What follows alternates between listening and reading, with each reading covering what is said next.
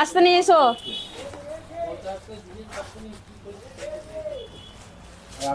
আস্তে আসুন আসুন, আস্তে। হ্যাঁ দেখবেন, চলুন।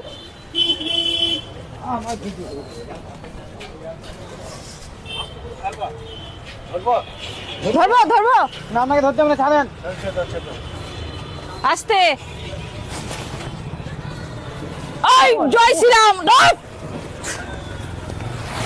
ব্যাস। চেপে যাবেন তো? হ্যাঁ হ্যাঁ, একজনে চেপে যাবে।